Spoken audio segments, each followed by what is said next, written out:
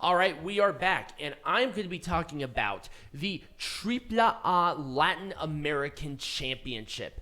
Even though this title has only been around for about 11-ish years, there has been quite a very unique span of title reigns that we should talk about.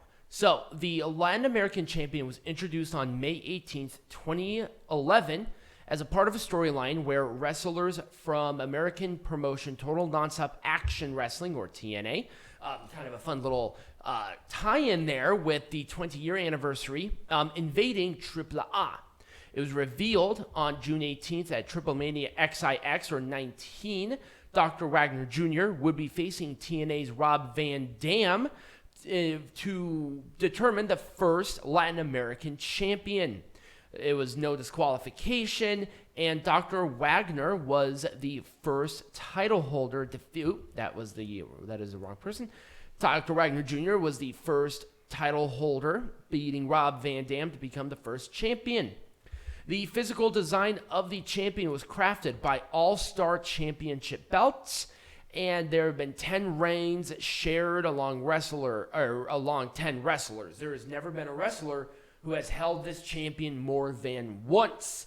And as of, last night, Taurus was the current champion. Now it is Fenix, and that is under his first reign as well. And Taurus defeated Octagon Jr. and Villano the Third Jr.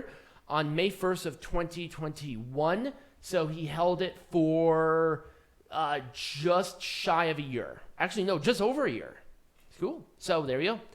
Now, after Dr. Wagner Jr. held the championship for, I think, a decent amount of time, LA Park. Now, this was Alfonso Ibarra, which was the original Park. And maybe we'll talk about the whole LA Park and La Parka fiasco at a later time, but because that could be a whole video within itself.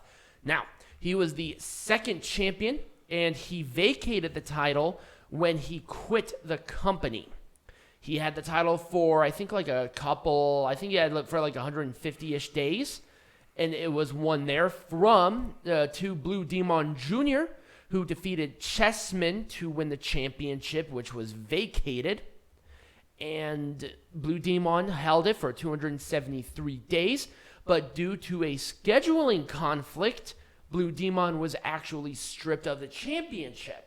I think he was doing a movie at the time, and the movie was actually going to be taking longer than expected to finish. So he had to stay within the movie's criterion based on his contract. And because AAA is kind of weird about title defenses, that they stripped him of the title. He was like, 30 days? Well, clearly not, because you have people who go literally months and months without defending the title, and you're totally fine with it.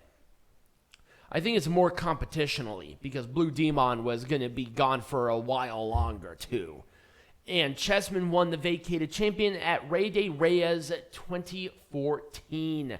Now, the next champion that I want to talk about is one of the more unique cases, because Johnny Mundo, that was his name at this time, it was not Comorado at this point. He was very unique in his championship, because not only did he win the Latin American champion and held this title for 399 days with 4 title defenses, but at Rey de Reyes 2017, Mundo, defending the Latin American champion, won a winner-takes-all triple threat match. Well, Hijo del Fantasma, who was the world cruiserweight, and Tejano Jr., who was the mega champion, all had the match, and obviously Johnny Mundo won the belt, so he was a triple champion, which was very rare. He is still the only wrestler to hold all 3 champions all at once, and given Mexico City's little tease that we had earlier, that will probably be there for a while. We don't know what the outcome of the Vikingo and Fenix rivalry is, but it's just kind of a cool little thing that Mundo, defending the Latin American champion, won all 3 champions. He held all 3 champions from March till October with 1 3-title defense reign. He actually took on Tejano for all 3 championships, but obviously Mundo retained. At Heroes Immortal XI, Mundo wrestled 3 times, defending all 3 championships, losing the Cruiserweight and Latin American champions, and he retained the Mega Champion against Ray Wagner.